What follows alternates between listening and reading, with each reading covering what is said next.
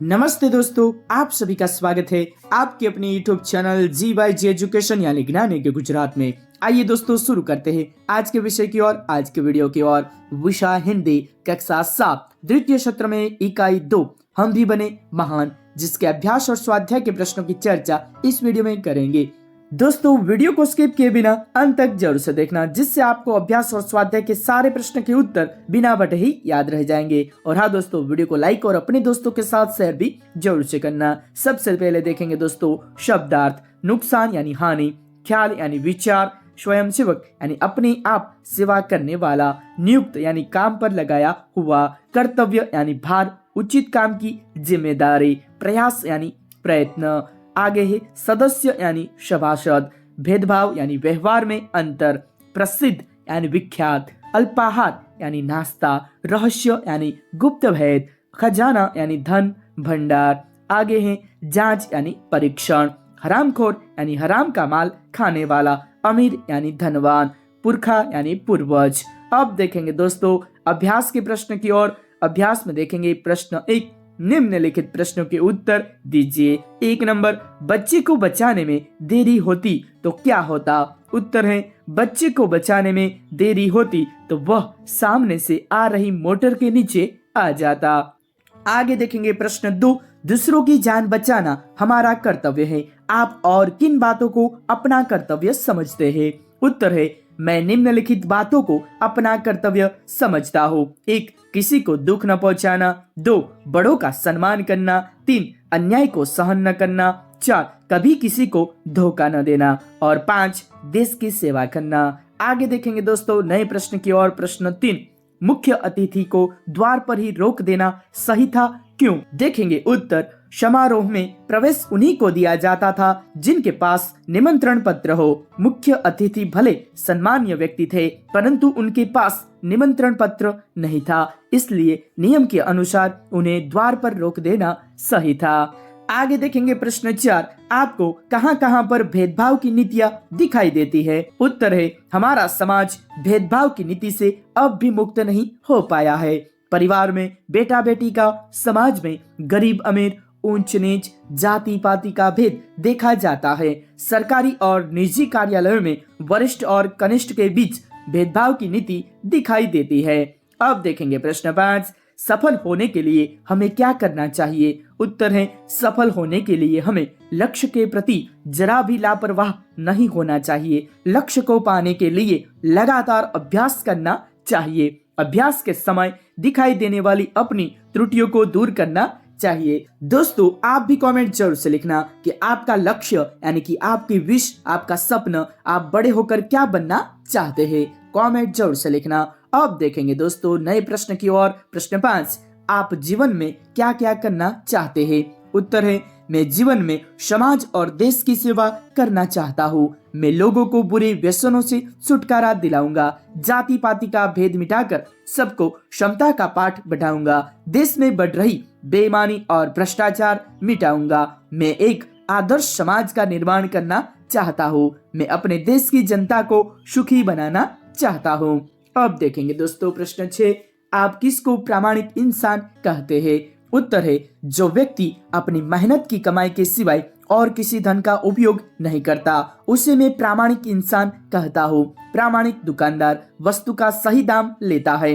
प्रामाणिक अधिकारी कभी किसी से रिश्वत नहीं लेता। प्रामाणिक टैक्सी वाला मीटर में दिखाए दाम से अधिक किराया नहीं लेता। ऐसे लोगों को मैं प्रामाणिक इंसान कहता हूँ। आगे देखेंगे प्रश्न 2, आपने कोई घटना या प्रसंग सुना हो या पढ़ा हो, उसे कक्षा में कहिए। कक्षा में प्रस्तुत की गई घटना या प्रसंग में से किसी एक को अपनी भाषा में लिखिए। तो देखेंगे दोस्तों एक घटना या प्रसंग जिसको आपको स्क्रीनशॉट जरूर से लेना है, जिससे हमारा वीडियो बहुत लंबा न हो और आपके अभ्यास को भी वेग मिले। आगे देखेंगे दोस्तों प्रश्न 3, चर्चा कीजिए। 1, यदि पक्षी बोल पाते तो पेड़ों की कटाई के विषय में वे आपसे क्या कहते? उत्तर है कुछ पक्षी मुझे पेड़ काटते देखकर कौवा ने कहा, अरे भाई तुम यह पेड़ क्यों काट रहे हो? यह पेड़ तो हमारा आश्रय स्थान है। कोयल ने कहा, इसकी हरियाली देखकर प्रसन्नता के मारे में कूकने लगती हो। तोता ने कहा, इसी पेड़ की डालों पर मेरा बचपन बीता है, कृपा कर इसे मत काटो। अरे ये पेड़ तो धरती के बेटे हैं, इन्हें काटने से धरती माँ रुष्ट हो जाती है। जहाँ घने पेड़ होते हैं, जंगल होते हैं, वहाँ अच्छी वर्षा होती है। केवल हम पक्षी ही नहीं, सभी प्राणी जल से ही जिंदा है। ये पेड़ केवल फल फूल और साया ही नहीं देते, ये वातावरण को शुद्ध बनाकर सबको स्वास्थ्य प्रदान करते हैं। अब देखेंगे कौवा ने कहा, मैं समझता हूँ कि तोता भाई ने तुम्हें पेड़ों का महत्व अच्छी तरह समझा दिया है, अब तुम पेड़ काटने की बात कभी नहीं सोचोगे। कोयल ने कहा, हाँ, तुम पेड़ काटोगे तो मैं कहाँ बैठकर मधुर गीत गाऊंगी। मेरी बोली की मिठास से ही तो आमों में मिठास आती है, पेड़ न होगे तो वसंत कहाँ आएगा। इसलिए मेरे भाई, पेड़ों को जिंदा रहने दो, ये जिंदा है तो सबकी जिंदगी सुरक्षित है। देखेंगे आगे प्रश्न 2, यदि धरती बोल पाती तो मनुष्य के बारे में ईश्वर से क्या शिकायत करती।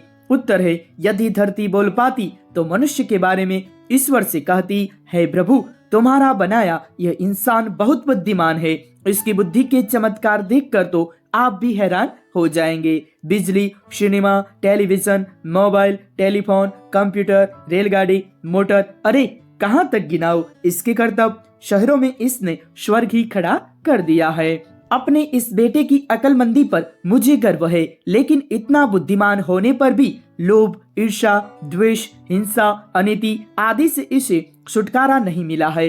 इसने बम और मिसाइल जैसे विनाश के भयानक साधन बनाए हैं। जो पेड़ मनुष्य को फल फूल, छाया, लकड़ी और न जाने क्या क्या देता है, उन्हें ये बड़ी बेरहमी से काट डालता है। इसमें इतनी भी बुद्धि नहीं है कि पेड़ काटकर यह अपने ही पैरों पर कुल्हाड़ी मार रहा है। अब देखेंगे दोस्तों प्रश्न 4, निम्नलिखित परिच्छेद को पढ़िए और लिखिए। तो दोस्तों यहाँ पैराग्राफ दिया गया है जिसको हमें पढ़ना है और लिखना है। देखेंगे दोस्तों प्रश्न 5, निम्नलिखित परिच्छेदों में उचित विराम चिन्ह लगाकर लिखिए। तो दोस्तों विराम चिन्हों का उपयोग करके हमें परिच्छेद को फिर से लिखना है। तो दोस्तों आपको इनका स्क्रीनशॉट जोर से लेना है। आगे भी परिच्छेद है जिसका विराम चिन्हों के साथ उपयोग करना है। आगे देखेंगे दोस्तों स्वाध्याय के प्रश्न की ओर। स्वाध्याय में देखेंगे दोस्तों प्रश्न 1, निम्नलिखित प्रश्नों के उत्तर 1-2 वाक्य में दीजिए। 1 नंबर, लड़के ने रोने का क्या कारण बताया। उत्तर है, लड़के ने रोने का कारण बताते हुए कहा कि उसके पास एक चवन्नी थी जो कहीं गिर गई, अगर वह नहीं मिली तो माँ उसे बहुत पीटेंगी।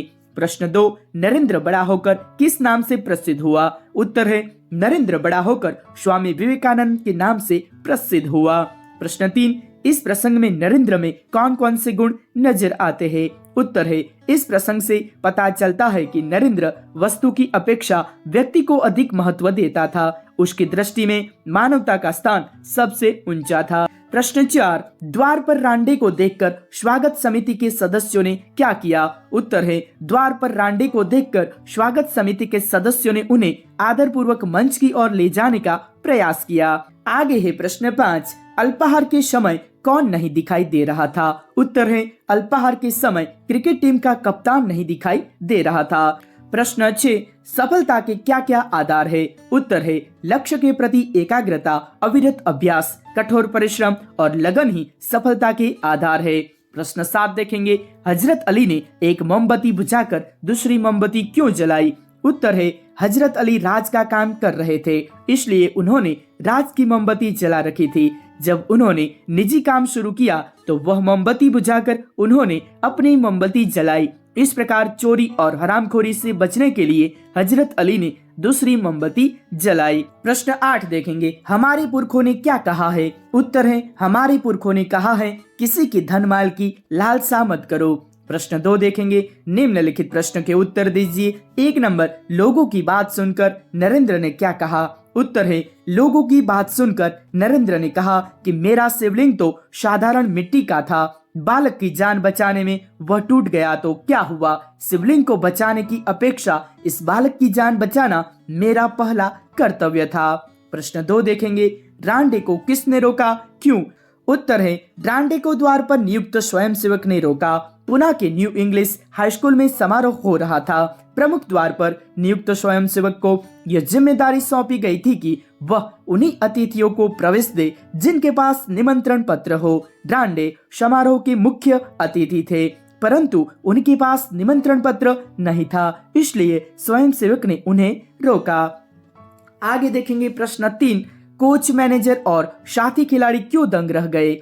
उत्तर है, अल्पाहार के लिए सब हाजिर थे, परंतु टीम का कप्तान दिखाई नहीं दे रहा था। पूरी टीम उसे ढूंढने में लग गई, पर वह कहीं नजर नहीं आया। आखिर किसी ने उसे उसके कमरे की गैलरी में देखा। वह एक हाथ से गेंद दीवार पर फेंक रहा था और जब उससे टकराकर वह वापस आती थी तो दूसरे हाथ से गेंद को बल्ले से खेलता था। क्रिकेट के प्रति टीम के कप्तान का ऐसा लगाव देखकर कोच, मैनेजर और साथी खिलाड़ी दंग रह गए। तो दोस्तों, ये खिलाड़ी का नाम क्या है? अगर आप जानते हो तो कमेंट जरूर से लिखना। आगे देखेंगे दोस्तों नए प्रश्न की ओर। प्रश्न 4, राजकाज का काम कैसे अच्छी तरह से चल सकता है? उत्तर है, हजरत अली राजकाज के लिए राज की मोमबत्ती जलाते थे। अपना काम करने के लिए वे राज की मोमबत्ती बुझाकर अपनी मोमबत्ती जलाते थे। निजी काम के लिए राज की मोमबत्ती जलाना उनकी नजर में चोरी और हरामखोरी थी। राजकाज में हजरत अली जैसी प्रामाणिकता रखी जाए तो ही वह अच्छी तरह से चल सकता है। अब देखेंगे दोस्तों प्रश्न 3, उचित विकल्प के सामने का गोला कीजिए। तो दोस्तों 1 नंबर, नरेंद्र ने लड़के को क्या दिया? 4 ऑप्शन में से हमारा सही आंसर हमें लिखना है। प्रश्न 2, समारोह के मुख्य अतिथि कौन थे? तो हमारा सही आंसर क्या है? तो वो हमें लिखना है। आगे देखेंगे प्रश्न 3, स्वयंसेवक क्या देखकर लोगों को यथास्थान ले जा रहा था? तो 4 ऑप्शन में से सही आंसर लिखना है। प्रश्न 4, स्वागत समिति के सदस्य डांडे को किस ओर ले जाने का प्रयास कर रहे थे? 4 ऑप्शन में से सही आंसर हमें चुनकर लिखना है। प्रश्न 5, किसे ढूंढने के लिए पूरी टीम लग गई? 4 ऑप्शन में से हमारा सही आंसर हमें लिखना है। आगे देखेंगे प्रश्न 4, कोष्टक में से शब्दों को चुनकर समानार्थी शब्दों की जोड़ बनाइए और प्रत्येक शब्द का वाक्य में प्रयोग कीजिए। देखेंगे उत्तर 1 नंबर, कामयाबी यानी सफलता। वाक्य है, इस बार परीक्षा में उसे अच्छी कामयाबी मिली। दूसरा वाक्य, इस बार परीक्षा में उसे अच्छी सफलता मिली। प्रश्न 2, ख्याल यानी विचार। देखेंगे दोस्तों वाक्य, आपका ख्याल अच्छा है। दूसरा वाक्य, आपका विचार अच्छा है। प्रश्न 3, नुकसान यानी हानि। वाक्य है, रमेश को धंधे में काफी नुकसान हुआ। दूसरा वाक्य है, रमेश को धंधे में काफी हानि हुई। अब देखेंगे 4 नंबर, प्रसिद्ध यानी विख्यात। वाक्य है, पावागढ़ गुजरात का प्रसिद्ध तीर्थस्थल है। दूसरा वाक्य, पावागढ़ गुजरात का विख्यात तीर्थस्थल है। 5 नंबर, जांच यानी परीक्षण। वाक्य है, सेठ जी हिसाब किताब की जांच कर रहे थे। दूसरा वाक्य, सेठ जी हिसाब किताब का परीक्षण कर रहे थे। 6 नंबर, अमीर धनवान। वाक्य है, महेश गांव का सबसे बड़ा अमीर है। दूसरा वाक्य, महेश गांव का सबसे बड़ा धनवान है। दोस्तों, आज का वीडियो यहाँ समाप्त होता है। वीडियो देखने के लिए आप सबका बहुत बहुत आभारी हो। वीडियो को लाइक और अपने दोस्तों के साथ शेयर भी जरूर से करना। जय हिंद, जय भारत।